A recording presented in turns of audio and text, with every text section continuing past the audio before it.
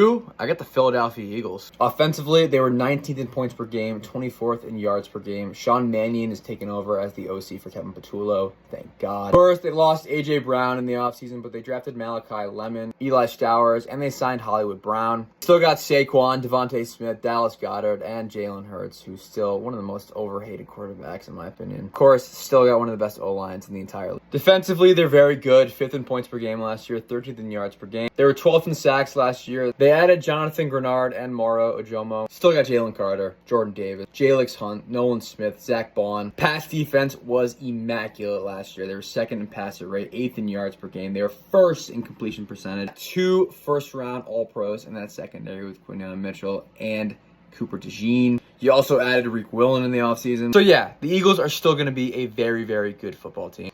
However, I've seen them to be very, very inconsistent, especially in the second half of the year. At their peak, they're legitimate Super Bowl contenders. They've done it before. But they also have the ability to fall apart, so I'm just not buying it. I don't think they're going to win the division this year. I'm going to go a different direction. That direction being the Dallas Cowboys. Offensively, they're 7th in points per game last year, 2nd in yards per game. They have, hands down, the best wide receiver duo in the entire league, in my opinion. George Pickens and CeeDee Lamb. Javonte Williams is coming off a great year, as well as Jake Ferguson. The O-line is great. They were 9th in sacks taken last year. And Dak Prescott is one of the most consistent quarterbacks year after year. Defensively, they were abysmal last year. 30th in takeaways. They had over 30 points per game on average. They were last in quarterback passing yards.